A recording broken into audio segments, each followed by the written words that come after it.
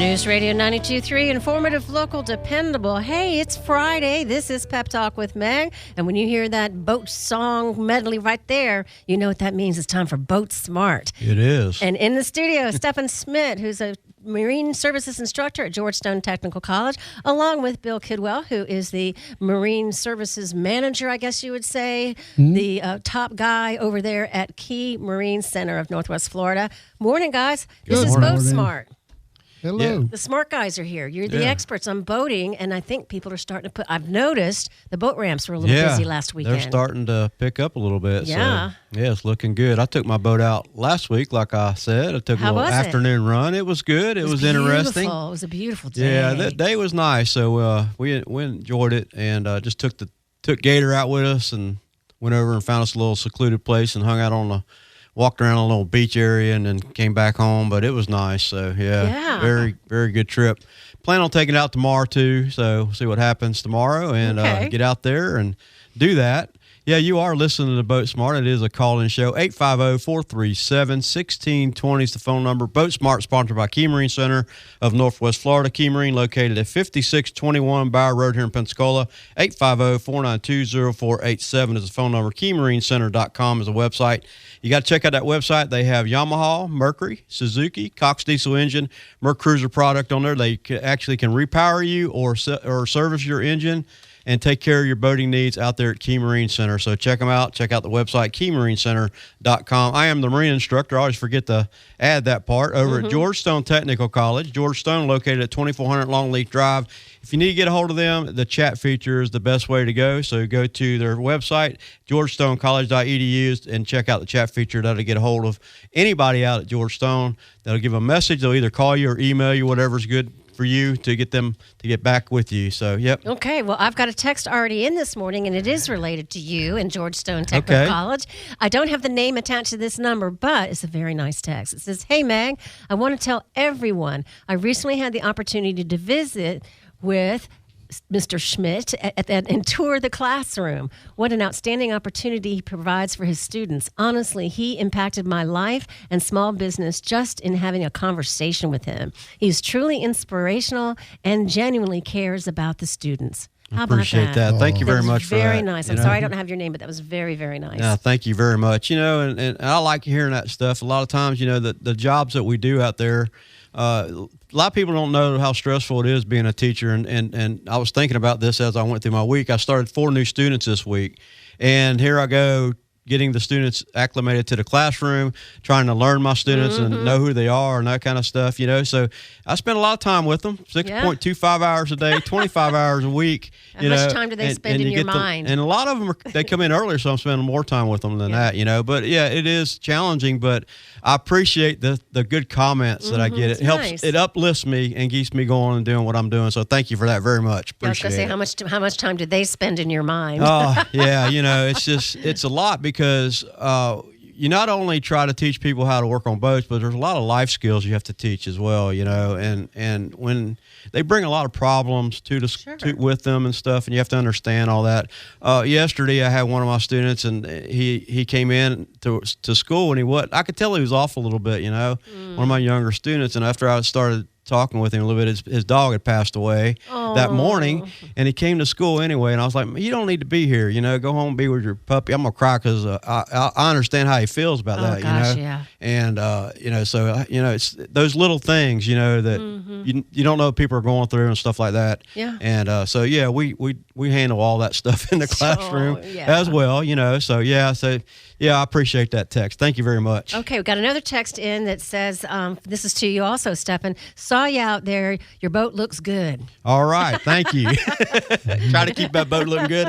That boat is actually at school right now. We serviced that boat this week and brought it in and had the students service it, did a 100-hour on it and everything. And, cool. And we found some issues, and they took care of those kidding. as well. Your boat had issues? My boat, well, it wasn't nothing caused by me. And Bill will talk about this too, because right underneath the water pump on the Yamahas, there's 2 seals, and they both face up. That upper seal, Bill, had an issue with the spring, where the spring corrodes and broke. Yep. So my students replaced it. I could have done it under warranty because the boat's still under warranty, but we were right there anyway, so we went ahead and took care of that. So they caught that because I teach them that. Yeah. Every motor has their little deal, you have to look for. That's one of the things for Yamaha is that upper seal, right, Bill? Yeah, we run into that quite a bit, and that's one of the reasons why we definitely want to be, changing the water pump every 2 years is what we suggest, because it gives us a chance to inspect that as well. Yeah, I was kicking it around because I was thinking, I just did the water pump not too long ago, within the last year, and I was thinking I'm going to go ahead and let it go for another year, just, that's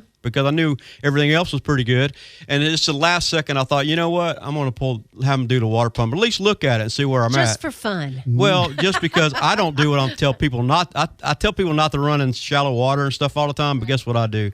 I run that boat in shallow water, and so I wanted to check it and see where I was at. The pump was actually in decent shape. The problem was they caught that little seal down there, and they took care of that for me, so that was good. Right. And the principal came down, and he seen my boat down there. He's familiar with my boat, and he said, "Oh, you got your boat in here?" I said, and I don't know if it was like, "Oh, you got your boat in here," or you got your boat in here kind of like, a surprise or not, And I said, if I can't trust my students with my boat, how could I trust them with anybody else's boat? You know what I mean? So the point of that was that, bring my boat in, trust my students. And I put the ones that, that have been there for a little while on my boat, and kind of got them through it like I do every other boat that comes in there. So, yeah, that's good. So, yeah, appreciate that. Okay. And we got a text back. It was Steve Savage who had come to see appreciate that, Steve. Thank you very much. Yeah. I saw him this week, and he's really getting involved with the school over there, donating some more tools for us and stuff. So, awesome. Appreciate that. It's good to have that come in and people come in and see me and stuff like that, So, I appreciate that very much, Steve. Thank you. So, I want to mention my student of the month. His name is Kalen. He is actually a dual enroll student, 16 years old, I believe is how old he is. And he got my student of the month. And he was so proud and happy to get that award. 16 years old. That's the other students vote for him, and the nice things, they talk about his personality, his hard work ethic, and how he cares not only about the class, but he actually cares about the other students that are in the class and stuff like that. So that was pretty cool. So we did that this week. So it's been fun. The full-time students have come in, the 4 of them, they're acclimated pretty good right now. We're moving forward with them and all the other things we got going on over at Georgestone. So it's a good time. So so we're going to turn it over to Bill. You got some stuff you want to talk about today, Bill, and we'll take it from there. And this is Pep Talk, Pensacola's expert panel. So if you've got a question, our boating experts are here. So we've been talking pretty much this winter about different things, but if you've got a specific question about the mechanics of your boat, repowering, ways that these guys can help you, text that in this morning at 850-437-1620. We would love to hear from you. Yeah, that would be nice. We definitely look forward to those calls when they come in. And I just wanted to add to a couple things that Stefan was saying there. As far as those seals that he was talking about, that can become catastrophic, because most people, we changed our gear oil this year. We expect to go till next year. And if they didn't inspect those seals by doing a water pump when it was supposed to be done, there's a chance that could leak water in there and cost them an entire gear case. I've seen it before. Wow. Excuse me. And another thing I wanted to elaborate on was the fact that, the compliments that we get, and this week, I don't even know how many times that I've heard it over the phone about people praising the way things are done at Key Marine, from the customer service to the expertise of the technicians there. So, that does make you feel a lot better and keep people like Stefan and I that are as passionate as we are to keep pushing and making a difference in the community. And then as far as what's going on over there, I've mentioned that we have that Repower incentives that's been offered by Yamaha and Mercury with free extended warranty for both of those manufacturers. Well, that's going to be ending at the end of March. So if you're thinking about getting it redone, it'd be a good time to get that done, because that's a very valuable thing to have, is that free extended warranty. Because on a lot of models, it can be, average of $1,000, $2,000 value there on some of them. And then, of course, Suzuki still has that 2-stroke to 4-stroke incentive that they have. They're going to pay money. And as a matter of fact, this last week, we got a customer for a twin 250s. We got him like $8,000 off because, he had older 2-stroke motors that were giving diminishing returns, like I like to say. Yep. And so, that's an incentive as well to go that route. All 3 of those manufacturers are great products. And then, man, it's really, really picking up. But just like I'd mentioned, in earlier shows, that we have restructured and rethought everything, added new technicians over there. So even though still we're having probably an average of, 6-7 boats drop off a day in that range, that we're still only just a couple days out before we're going to be able to get to your boat. It's a combination of having those many technicians and the fact that how good they all are and just the way things are run over there. Yeah, and the benefit to that is that they can catch things that you may not see when you're working on different products. Like I said earlier, different products have different little issues that they may have, and when you see that, I remember back a long time ago, I'm talking way back, Bill, that when you worked on the Yamahas, remember the shift shaft would corrode out. Yeah. And that would leave a person stranded when they're out on the water.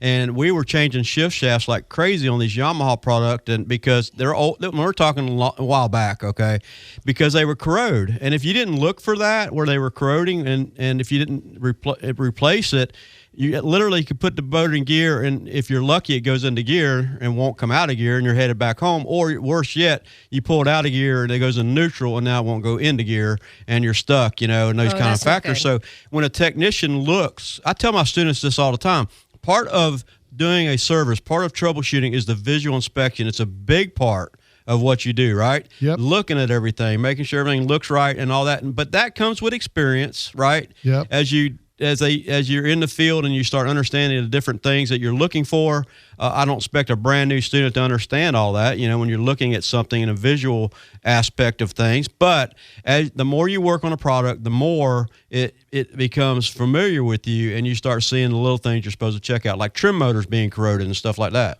Right. We like to, tell people you need to correct the trim motor situation before it actually rusts all the way through and possibly seeps water into the unit, corroding all the check balls in the pump and costing them an entire gear case. A lot of people, Stefan, I respect this. They're like, yeah, I'll change my own water pump. And I get that, there's a lot of stuff that I work on my own, like my tractor and stuff like that.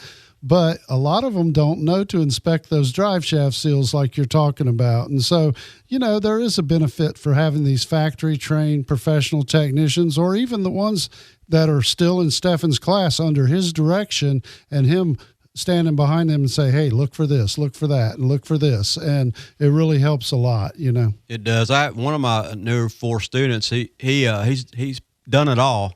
And when I've talked to him, trying to get to know him, I'm kind of like, what's your goals and things like that. And he wants to do everything, just everything.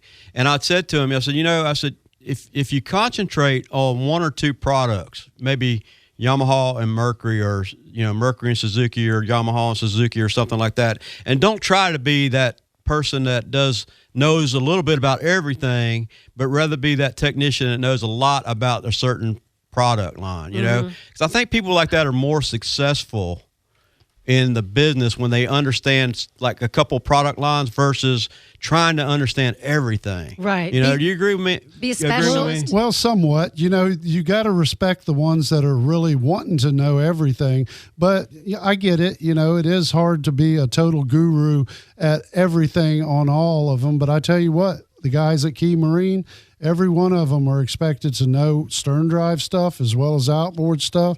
And, of course, the 2-stroke stuff, I've got an older tech there that handles most of that. Not all of it, but, if there's some diagnostics there.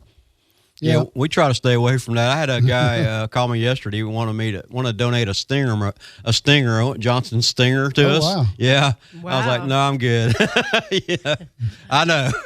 Man. Yeah, Bill's looking at me like, that's a great motor. I said, yeah, but, Yeah, for high performance purposes, right, I've seen some of those little motors just scream like you wouldn't believe on the rivers. But yeah, everything's doing fine over there at Key Marine. And yeah, like I said, our lead time is just at bare minimum. So if y'all need to bring your boats in, now's a great time. Yeah, so we got a trivia question we want to give to you today, and we'll knock that out here. That's 850-437-1620. Bill has that question for you. It's I don't know that it's a hard question, but we do have some other stuff we can add to it. So you want to go ahead and give that question out? Sure. Okay. Yeah. This is kind of like last week we had the device in the bottom of the boat. Mm-hmm. This is another device that's located in the engine compartment in stern drive boats, stern drives and inboard boats. You don't typically see this device in an outboard application, but it's there to get rid of the fuel fumes that may accumulate in the engine compartment. Okay. What is that device called? Yeah, that's a good question. That's a tough one. The prize this week is a Verado hat, Mercury Verado hat, and a Yamaha cleaning cloth that's really good at not putting scratches on your cowling. Okay. Yeah, we're going to find out if our listeners are mainly outboard people or we have some stern drive and inboard people out there as well. All right, this is the test. 850-437-1620. Great prize. And when you get out there to pick up that prize, you can always get a little tour of Key Marine Center from Bill. So be sure to let him know that you're there when you come to pick up your prize. Again, that number is 850-437-1620. Text in your answer. Bill, get that question one more time. Okay, the question is, what is the device that's located in the engine compartment on a stern drive boat that gets rid of the fuel fumes that might accumulate there? Okay, right, we got some coming in, and I'm going to have to check with you guys to see if these are right. Okay. I have the answer on the second page. I saw the answer. I was up at 4:30 this morning writing the show, so I kind of messed up. I was on my first cup of coffee, so I kind of put 2 trivia questions in there, so I kind of messed Meg up today. So 850-437-1620 I had lots of coffee this morning. is the number. So give us a call or text. We're more than happy to take your questions or answers to this question or anything like that. This is close. I'm going to throw it out there to you guys. This person has texted in blower motor. Okay. What do you think? Should we give that to him? You can call it that. Yeah. It's definitely, that's what it does. It's really officially called the bilge blower. But so the blower motor is our winner. I don't have your name, so if you would, the number that is attached to this answer, blower motor, ends in 2234. 850 area code 2234. So please text in your name and your email address. Yep. And then you can go by Key Marine Center of Northwest Florida, right over there on Bauer Rd, and you can pick up your prize. Yeah. So some fun facts about the bilge blower. If you have an inboard or stern drive motor, or even if you have outboards and you have a gas generator on board, you are required to have one of those. Oh. And it literally does not blow. It actually pulls the air out of the bilge, and it has a hose that goes down to the lower part of the bilge that pulls the actual fumes and out of the bilge area. So typically you should run that about a minute or so before you start your engine, but you should also raise your hatch and use your fuel sniffer, which you have attached to the front of your face, to see if you have any fumes or anything in there as well. A lot of people don't do that, and that's when you hear of a boat explosion where people don't run their blower or they don't raise the hatch or the engine hatch and look for that fuel vapor or smell for that fuel vapor, and a lot of times that can cause a problem. So there is some rules to that. Yeah, and I've seen some footage, and I'm sure Stefan has as well. Is that happening? And just like he said, it's not a fire; it's an explosion. Oh my gosh! And of course, a lot of these boats out there have 100 gallons of fuel on them or more. So it's definitely can be a bad situation. So definitely always turn that bilge blower on before you crank your motor. Give it and then it's a good idea to raise that engine hatch. Some boats, it's easier to do that than others, but definitely at least the bilge blower, turn it on. Yeah, anytime you're fueling the boat, anytime, you should do that. Now, once the boat is underway, you don't have to run it anymore because typically they have vents on the side of the boat, air vents. Mm-hmm. One vent is faced one direction, which pushes air into the bilge. Mm-hmm. The other side is pulling the air out. So as you're moving, you can turn your blower off because it's actually pulling and the air out of the bilge area to keep that from happening. Okay. And typically, most of the time, it's when you start the boat, when you get ready to hit that key switch is when you have a problem with that. Okay, and our winner just sent his name, so it's Josh Porter. So congratulations, Josh. Appreciate that. Josh. You won the Verado hat and a Yamaha cleaning cloth, and I guess you could say a free tour of Key Marine Center, Northwest Florida. Yeah, we don't mind showing them around when they come out. We're proud of what's going on over there. Okay, great. Yeah, so make sure you guys, when you're out there running your engines and your inboards and stern drives, turn that blower on. Get your nose in there and take a good sniff of that area and make sure that you don't have any issues with a bad fuel tank or something like that. I've heard of horror stories of boats pulling up to a fuel station and the person puts the fuel into the rod holder, and you've heard of this a bunch of times. they don't open the gas cap. They put it into a rod holder and fill the boat up with fuel. Oh, my gosh. I've heard of that more than once. Really? Yes. Yep. That happened to a really good friend of mine over on Blackwater River. There was a place over there. And, some people just don't put two and two together. We were like, what were you thinking? You didn't even pull a cap off. And a rod holder's like, there's a hole. And, that can be definitely disastrous. And that blower's not going to help you in that point. No. Wow. Yeah. See, Stefan, I think you and Bill ought to get together. And you've got your students. I get it. They're going to be in this occupation. But I'm thinking you might need to have a little what do you call that? Sort of an orientation as you get ready to go into your summer boating? Because these are the kind of things, I mean, we're not talking about just inconvenience. This could be disaster. Right, it can be. So you should have a little class. I know you have a little spare time in your life. Yeah.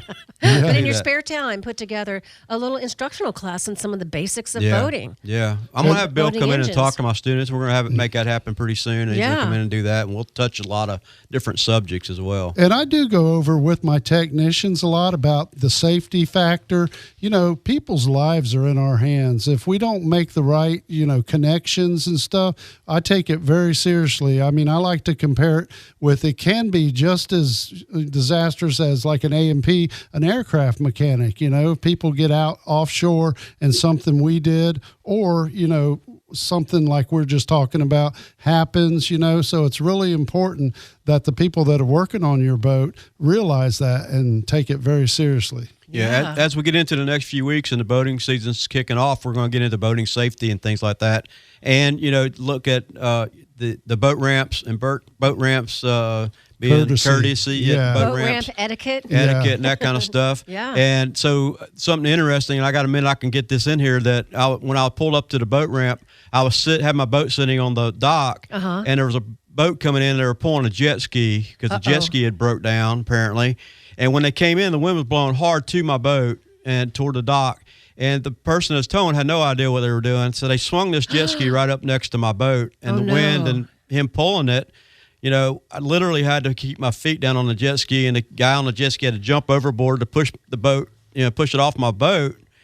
But what I noticed about the jet ski was it looked at it, and there was no way it was ready to go for the season. It's like, it's season, I'm going to go on my jet ski and didn't even think about any safety issues or making sure everything's in good shape, So it was really close. I was really kept my cool, got him squared away and got him out of my way. And then he blocked the boat ramp with his jet ski, can you get the boat out? It's just the courtesy at boat ramps are terrible. Yeah. They need to have boat ramp rules, right? Yeah, boat ramp rules, boat ramp fights. I mean, all this stuff. So, we're going to talk about it as we get into the next few weeks and stuff. So, good stuff and safety and things like that. Okay. Yeah, jet skis can definitely cause more damage than you would think. We had one just last year, Stefan, that the wife had got on the jet ski right behind the boat and somehow full throttled it, and the jet ski shot up and ran into his outboard and broke everything on it, the cowling and all that. So jet skis can be dangerous. Well, they remind me of those motorized bicycles. It's not really a motorcycle, and it's not really a pedal bike. So you got a jet ski. It's not really a big boat, but it's motorized. And it doesn't have brakes. Yeah. Right, exactly. Yep. That's what you got to remember. No brakes on boats or jet skis. Right. That's right. Okay, well, we're about out of time, gentlemen. Here we go again. Yeah. I need a 5-hour show for sure. So thank y'all for listening. I appreciate all the great texts today. Thank you so much. Congratulations to our winner. And we'll be back in here next week. Okay, thank you so much, Bill and Stefan. This is BoatSmart, sponsored by Key Marine Center of Northwest Florida. We're here at this time every Friday. So get your notes out, get the boats out, and come back with your questions next week. Yep. See you next week. This is Pep Talk. We'll be back right after the news.